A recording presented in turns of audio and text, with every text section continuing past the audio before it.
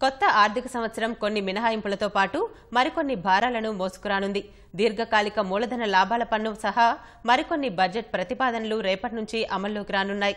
Corporate పన్ను తగ్గనుండగా వయోవృద్ధులకు లభించే వడ్డీ ఆదాయంపై పన్ను మినహాయింపు పరిమితి పెరగనుంది. వేతన జీవులకు రవాణా భత్యం, వైద్య ఖర్చుల చెల్లింపులకు పన్ను మినహాయింపు స్థానంలో స్టాండర్డ్ డిడక్షన్ ఉంటుంది.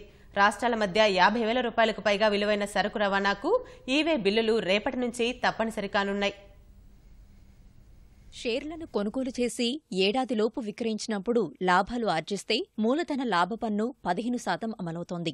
అదే ఏడాది అంతకంటే ఎక్కువ కాలం అట్టిపెట్టుకుని విక్రయించుకున్నప్పుడు లాభాలొచ్చినా గత 14 ఏళ్లుగా దీర్ఘకాల మూలధన లాభాల పన్ను ఎల్టీసీజీ విధించడం లేదు. 2018-19 నుంచి ఈ మినహాయింపు ఉండదు.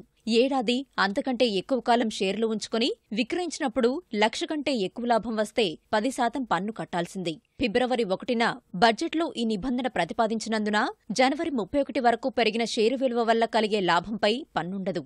వార్షిక టర్నోవర్ 250 కోట్ల వరకు ఉన్న సంస్థలకు కార్పొరేట్ పన్నును 30% నుంచి 25%కి తగ్గించారు. దీనివల్ల సూక్ష్మ, చిన్న, మధ్యతరహా సంస్థలకు ప్రయోజనం కలగనుంది. ప్రస్తుతం పన్ను రిటర్న్లు సమర్పించే కంపెనీల్లో ఇలాంటివే 99% ఉంటాయి.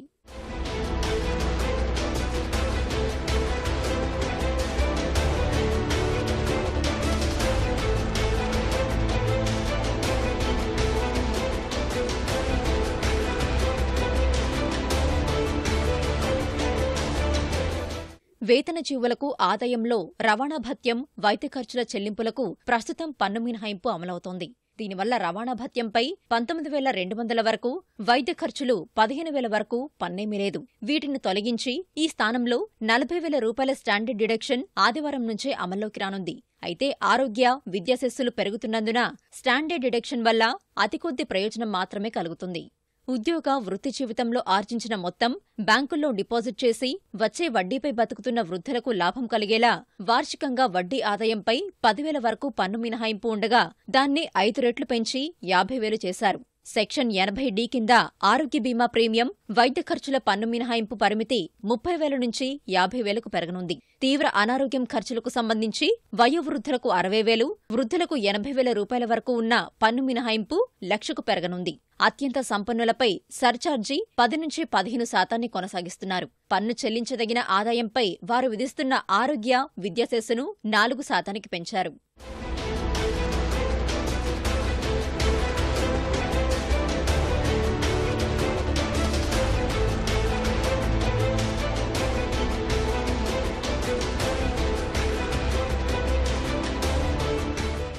ఇక రాష్ట్రాల మధ్య 50,000 రూపాయల విలువకు మించి సరుకు రవాణా చేయాలంటే ఆదివారం నుంచి తప్పనిసరిగా ఈవే బిల్లు కలిగి ఉండాలి. ఎగవేతలను తగ్గించి పన్ను వసూళ్లు పెరిగేందుకు దోహదపడే ఈవే బిల్లు విధానాన్ని వాస్తవానికి ఫిబ్రవరి 1 నుంచి అమలు చేయాలని నిర్ణయించారు. అయితే ఈవే బిల్లు పోర్టల్లో సాంకేతిక సమస్యలు తలెత్తడంతో ఆ సమయంలో ఈ విధాన అమలును వాయిదా వేశారు.